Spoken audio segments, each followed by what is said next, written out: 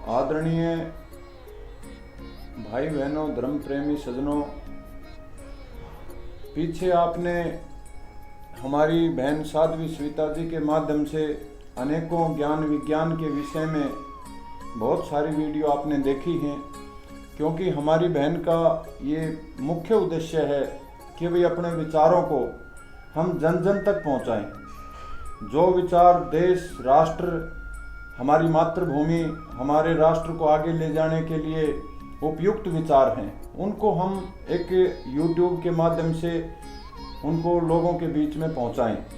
तो आज का जो विषय होगा वो बहुत ही, मैं आज आपके बीच में एक ऐसे विषय को रखना चाहता हूं बहन जी के माध्यम से कि जो हर घर की, हर व्यक्ति की, हर जाति की, हर धर्म की एक आवश्यकता है और विशेषतः मेरे देश के लिए। तो आज का एक गंभीर विषय है जिसको हम रख रहे हैं, और मैं आपसे ये विनती करना चाहूँगा कि इस वीडियो को आप शुरू से लेके अंतिम अक्षण तक आप इस वीडियो को लास्ट तक देखें, ताकि आपको पता हो कि हिंदू समाज को अगर आगे बढ़ाने में, हिंदू समाज को बचाने में और हिंदू समाज के अस्तित्व को बनाए रखने में यदि किसी समाज का सबसे बड़ा योगदान रहा है तो वो आर्य समाज का रहा है।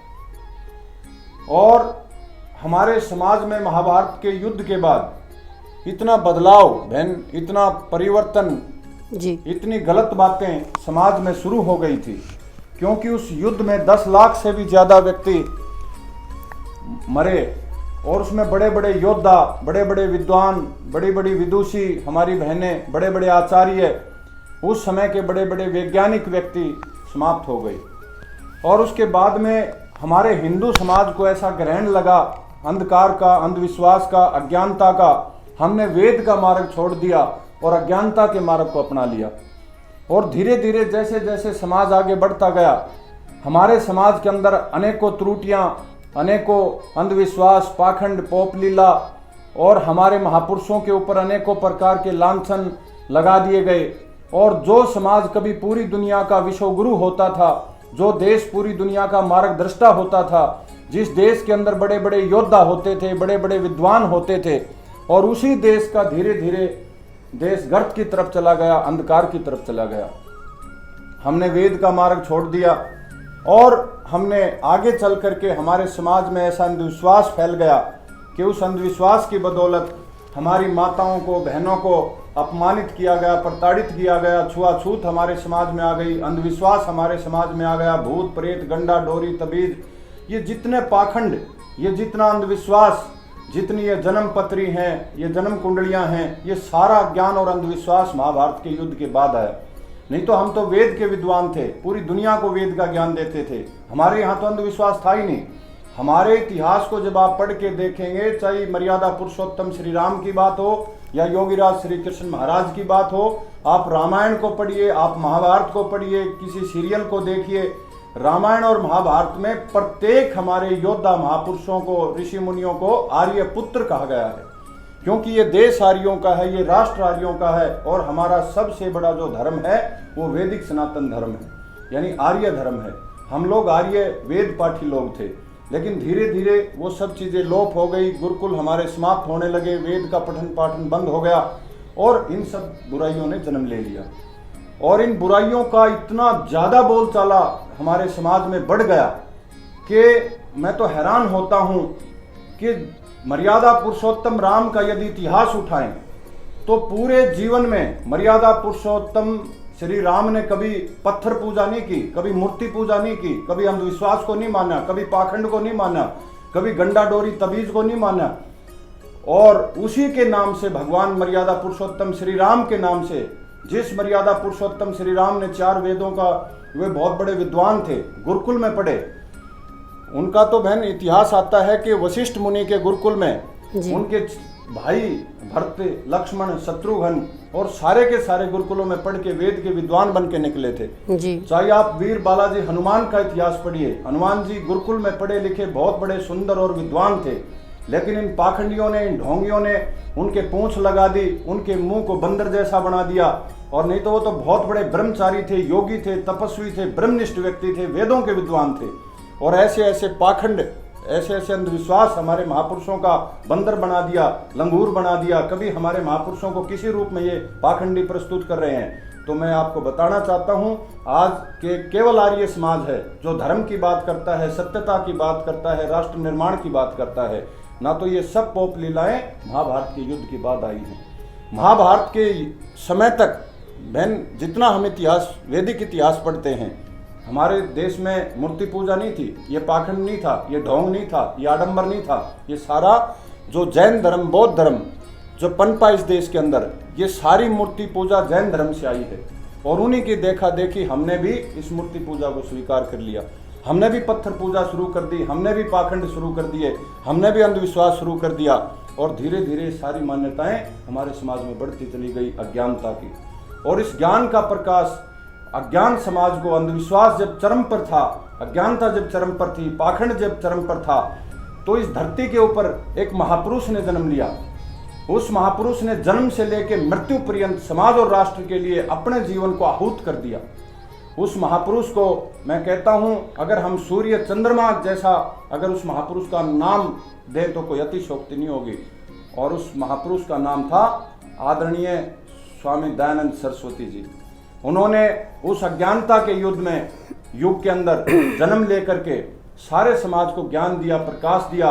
और मैं तो बहन कहता हूं, आज ये मेरी बहन विदुषी आपके बीच में बैठी है ना, तो बहनों को तो नरक का द्वार हमारे ही हिंदू समाज के धर्म के ठेकेदारों ने कहा कि आप नारी को क्या मानते हो, तो उन्होंने कहा नारी नरक का द्वार है। किसी ने कहा कि भाई ढोल, शूद्र, गवार और नारी ये ताड़न के अधिकारी। यानी अनेकों प्रकार की टिप्पणियां, अनेकों प्रकार की अज्ञानता, भ्रांतियां हमारी बहन बेटियों के प्रति इन मूर्ख ने, इन अज्ञानी लोगों ने, मैं उनको महापुरुष की संज्ञा नहीं दूंगा, जिन्होंने नारी को प्रताड़ित किया, जिन्होंने नारी को अपमानित किया, मैं उनको महापुरुष नहीं मानता। नहीं तो हमारे समाज में तो बहन, माताओं बहनों को बहुत आदरणीय माना गया है, बहुत पूजनीय माना गया है। और ऋषि दयानंद उस अंधकार के युग में प्रकाश की ज्योति पुंज बन करके आए और उन्होंने बहन बेटियों को समानता का अधिकार दिलाया, शिक्षा का अधिकार दिलाया, बहन बेटियों को हर तरह से पूजनीय बताया, आदरणीय बताया। माताओं बहनों के मान और सम्मान के लिए वो वकील बढ़ के उन्होंने वकालत की समाज के अंदर। तो मैं उस महान ऋषि को प्रणाम करता हूँ, उनका धन्यवाद करता हूँ। और उन्होंने एक समाज की स्थापना की 1875 में बम्बई काकड़बाड़ी, महर्षि दयानंद सरस्वती जी ने, जिसको हम आर्य समाज कहते हैं। उस समाज के माध्यम से बड़े बड़े विद्वान, बड़े बड़े विदुषी बहनें, तपस्वी गुरुकुलों के माध्यम से दोबारा जो राम और कृष्ण के समय का जो इतिहास था, राम और कृष्ण के समय का जो ज्ञान और विज्ञान था, वेद का जो ज्ञान और विज्ञान था, जो हमने भुला दिया था, उसको दोबारा से उन्होंने अवतरित किया। और जन जन को घर घर जा करके हर इन पाखंडियों से, ढोंगियों से स्वामी दयानंद जी महाराज ललकारे और इन पाखंडियों को सत्य मार्ग पर लाने के लिए हजारों उन्होंने प्रयास किया। 17 बार महर्षि दयानंद जी को जहर दिया गया।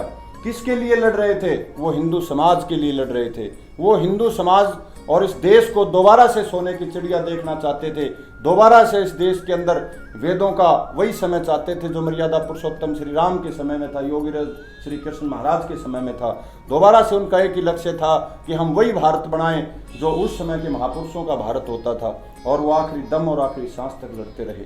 तो बहन, मैं आपसे जानना चाहूँगा कि आर्य समाज आज भजनों के माध्यम से हमारी बेटी, हमारे बहन, हमारे प्रचारक, हमारे भाई, गरीब तक, किसान तक, मजदूर तक, गांव की पंचायतों तक, स्कूलों में, कॉलेजों में जा करके जो भजन प्रचार करते हैं, जो प्रचार प्रसार करते हैं, एक एक व्यक्ति को जगाने का काम करते हैं।